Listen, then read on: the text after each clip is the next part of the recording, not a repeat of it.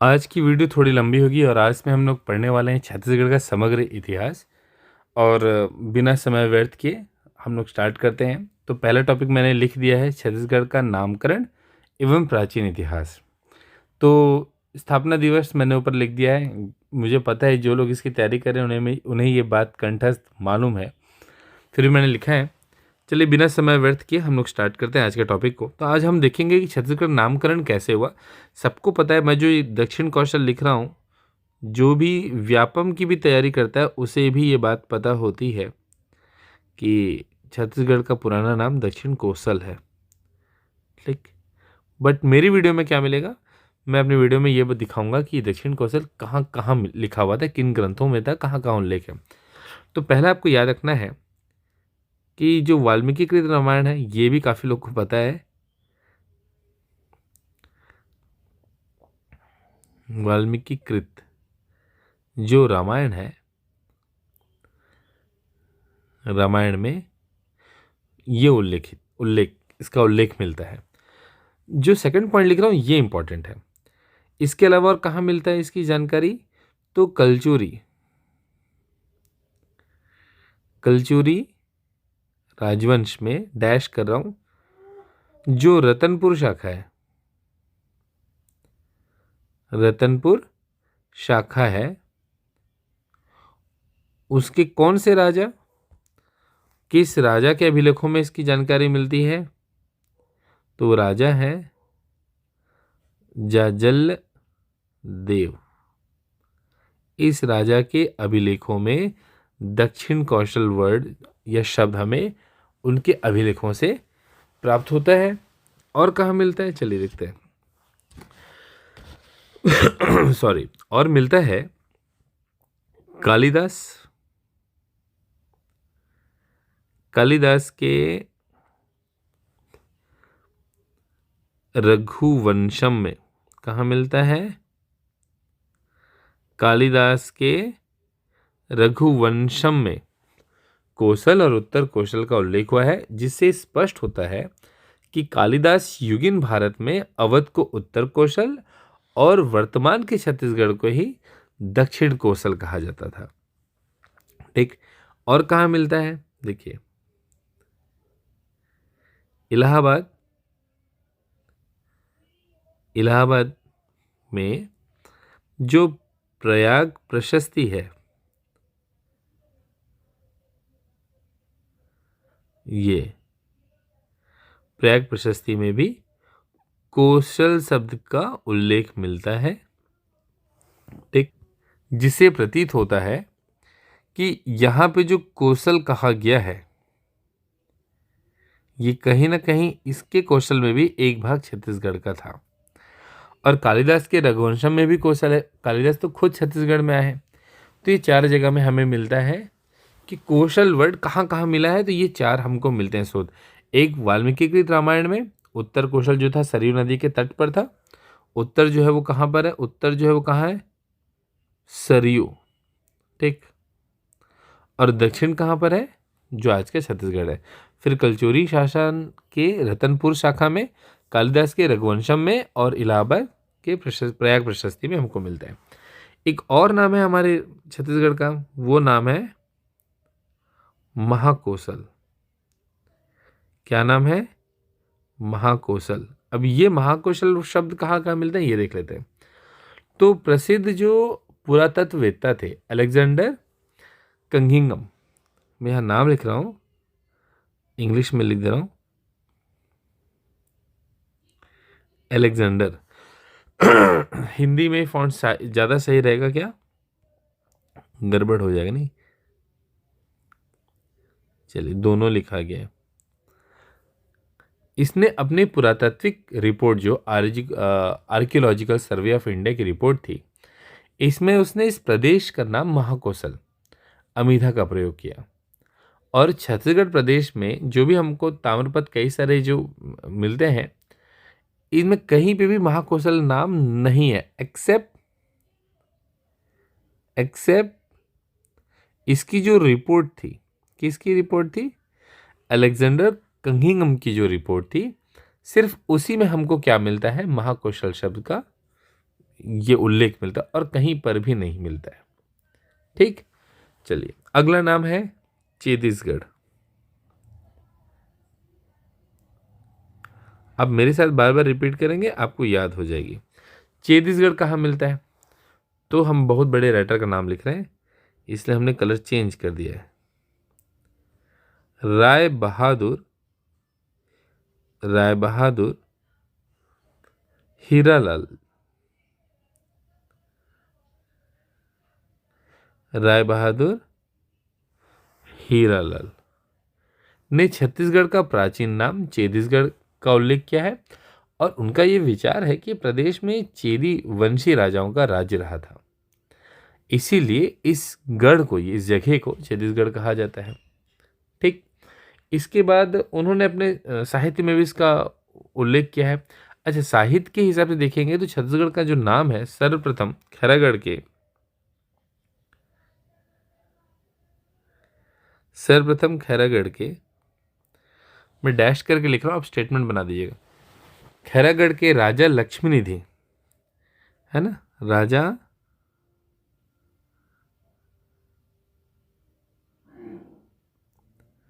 लक्ष्मी निधि, राजा लक्ष्मी निधि राय, ये आपको नाम याद होना चाहिए, है ना। राजा लक्ष्मी निधि राय के राजतत्व काल में कवि दलराम राव, कौन था? कवि दल राम राव, है ना, दलराम राव ने कौन से ईयर में, ईयर उतना इंपॉर्टेंट नहीं है, 1494 में, है ना, उसमें उन्होंने एक लाइन लिखा था, लक्ष्मी निधि राय सुनो चित दे, गढ़ 36 में ना गढ़ैया रही, है ना। मैं इसे लिख देता हूं, क्या था ये स्टेटमेंट? लक्ष्मी निधि, ये अगर आप दोहा याद कर लेते हैं ना तो आपको राइटिंग में बहुत काम आएगा, अगर आपको छत्तीसगढ़ के बारे में कुछ लिखना रहा तो। छत्तीसगढ़ राय सुनो चित दे,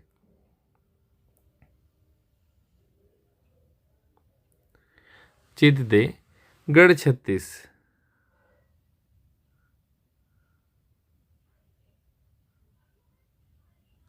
गढ़ 36 में ना गढ़ैया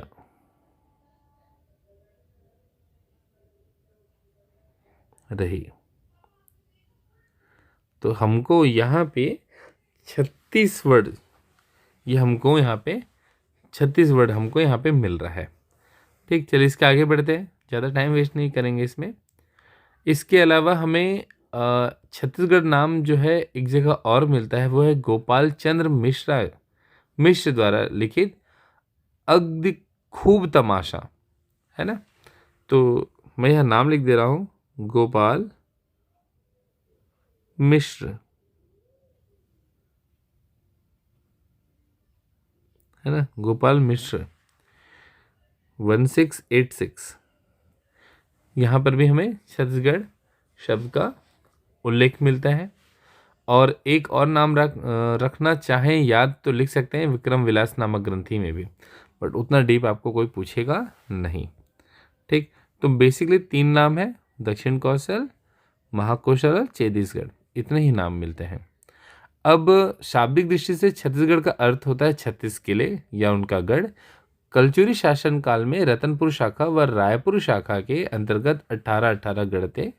इस प्रकार इस क्षेत्र में कुल 36 गढ़ थे, मतलब 36 गढ़ थे, ये 36, है ना। किसमें किसमें? रतनपुर, और कौन है रतनपुर के अलावा?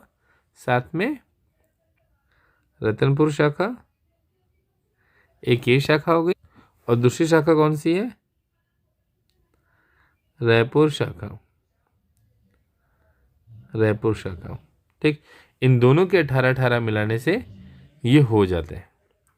ठीक, अगर आप मुझे नहीं लगता इतना लिखने की आवश्यकता है, बट मैं सारे 18 तो नहीं, पर कुछ रतनपुर शाखा के यहाँ पे मैं लिख देता हूँ जो इम्पोर्टेंट रहे हैं। रतनपुर में एक रतनपुर तो खुद इंपॉर्टेंट है। दूसरा यहाँ पे मैं लिख देता हूँ लाफागढ़।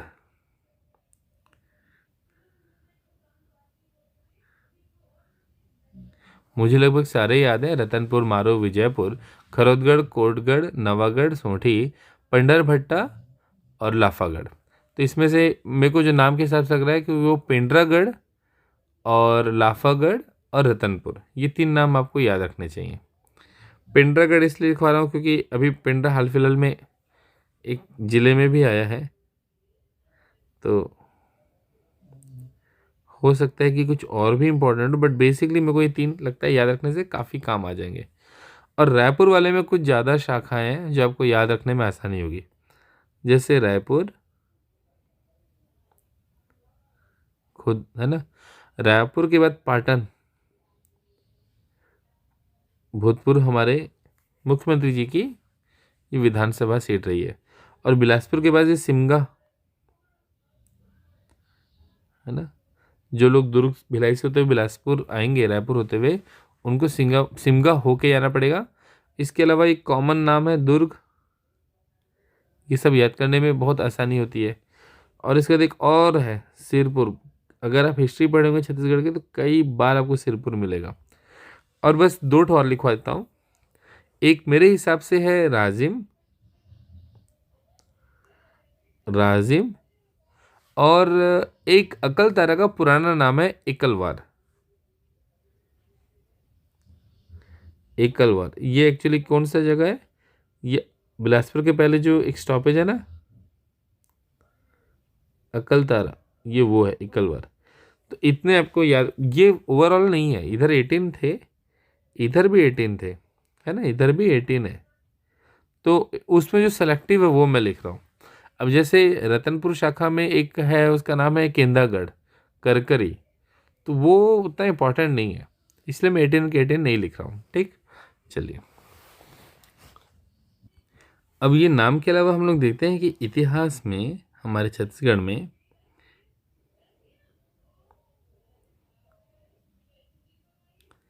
इतिहास में कौन कौन से राजवंश एक सीक्वेंस में मिलते हैं छत्तीसगढ़ में। तो पहला तो अगर हम थोड़ा सा धार्मिक, एक हमारे पास जो आस्था का विषय है, अगर वहाँ से हम लें तो हमको रामायण और महाभारत दोनों युग के काफ़ी प्रमाण मिलते हैं जी। अब इसके अलावा जो राजवंश हैं है ना, उन राजवंशों के बारे में देखते हैं, एक सीक्वेंस में लिखेंगे ताकि याद रहे। तो पहला है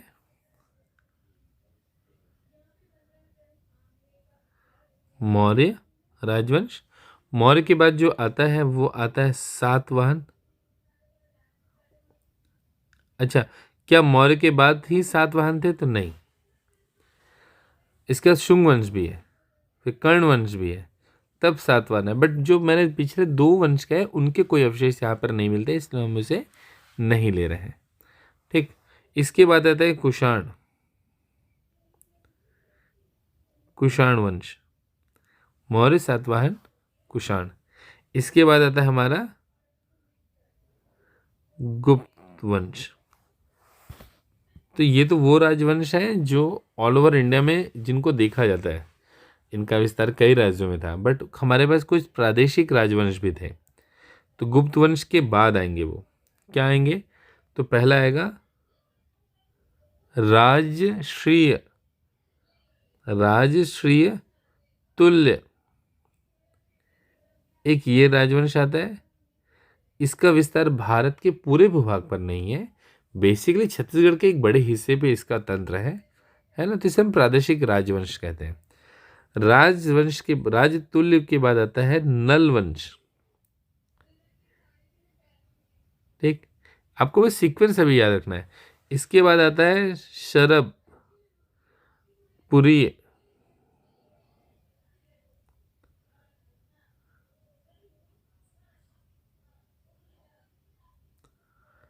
शरभपुरी राजवंश। इसके बाद आता है पांडु वंशियों का राजवंश। फिर है त्रि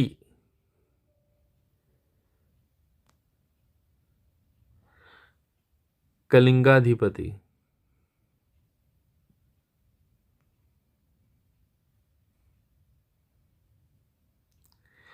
त्रिकलिंगाधिपति कौन है ये? तो सोमवंशी।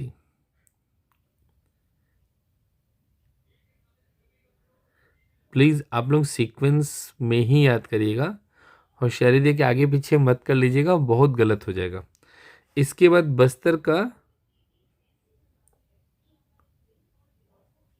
बस्तर का छिंदक नागवंश।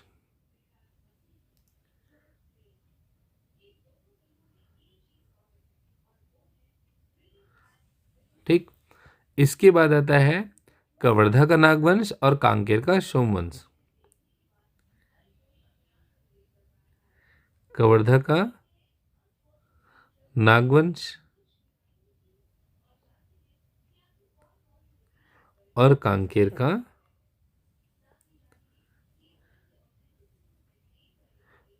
का सोमवंश। कितने हुए याद? इसी समय हमको ना वकटक राजवंश भी मिलता है, जो महाराष्ट्र तरफ से आया है और रायपुर के कुछ आगे तक के हिस्से पे गवर्न करता है। वकटक भी एक बीच में ले सकते हैं, मौर्य के समकालीन थे। बट आपको बेसिकली ना ये सीक्वेंस बहुत ज़रूरी याद करने का। जो सेंट्रल लेवल पे है ना, मौर्य, सातवाहन, कुषाण, गुप्त, ये तो फिर भी याद हो जाते हैं, इनका सीक्वेंस याद करना है। तो मैं देखिए अपने तरफ से आपको बता रहा हूँ, मैंने एक शॉर्टकट रखा है, आपको अगर नहीं समझ में आया तो आप अपने हिसाब से कर सकते हैं। देखिए नीचे से देखते हैं, सोमवंश है ना। तो सोम एक मदिरा का नाम है, और राजा जो होते हैं, यहाँ पे मैंने ट्रिक बनाया कि जो राजा है और जो उनका नशे का चीज़ है वो है सोम रस। तो राजा और सोम एक दूसरे के बिना अधूरे हैं, है ना, महल में। तो उनके बीच में सारे लोग आएंगे। कौन कौन आएगा? तो राजा ने पहले नल लगवाया, है ना, एक नल लगवाया उन्होंने, और उसके बाद में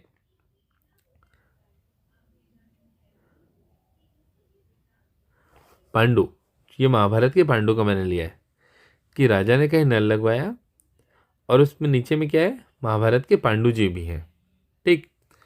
जो पांडु हैं वो उड़ीसा के कलिंग से आए हुए हैं। कहाँ से आए हुए? कलिंग से आए हुए हैं। और वो किन के बीच आ जाते हैं? राजा और सोमरस के बीच में आके रुक मतलब खड़े हो जाते हैं। ठीक। अब कलिंग के नीचे दो नाग सांप है ना, दो नाग हैं। कहाँ क्या है? तो जो पांडु जी वो कहते हैं कि भाई देखिए, हमने पहला नाग तो लाया बस्तर जो दंडकारण्य है वहां से, और दूसरा नाग हमने लाया कवर्धा से। ठीक। दो नाग हमने लाए हैं। पांडु जी कहते हैं कि जब मैं कलिंगा से आ रहा था तो मैंने दो नाग लाए हैं, एक बस्तर से और एक कवर्धा से। ठीक। और ये सोमरस कहाँ पे रखा हुआ है? कांकेर में। कहाँ रखा हुआ है? कांकेर में। तो राजा जी ने नल लगवाया, और जैसे नल लगवाया तो देखा उनका जो सोम है, जो कांकेर में रखा हुआ सोम है, उसके बीच में पांडु जी आ जाता है। कहाँ से? कलिंगा से।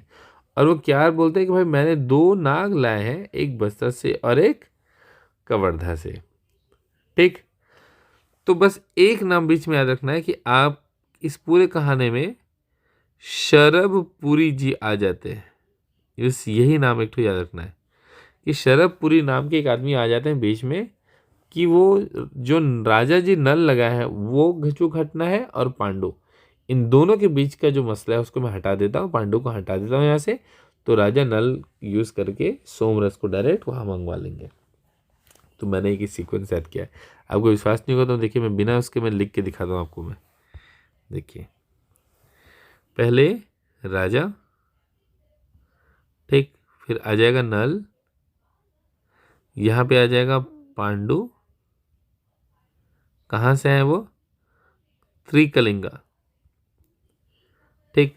तो कलिंगा साम्राज्य तो बोलते हैं मेरे पास 2 ठो नाग है, मेरे पास 2 नाग है, एक बस्तर का है,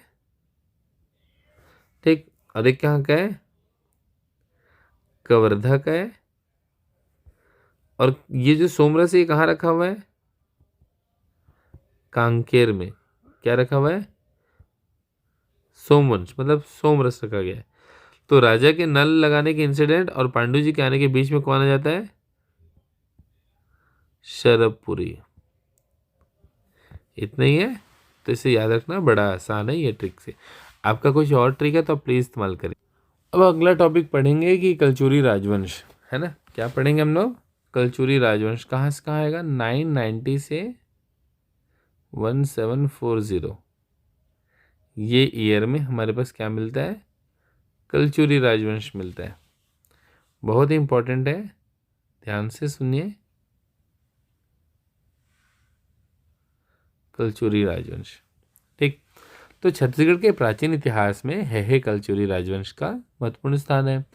इस अति प्राचीन राजवंश का आदि स्थान, मतलब पहले जो था वो महेशमती और बाद में जबलपुर के निकट एक कोई त्रिपुरी जो जगह है वहाँ पे, या कि एक वही त्रिपुरी है जिसमें कि कांग्रेस का एक अधिवेशन भी होता है।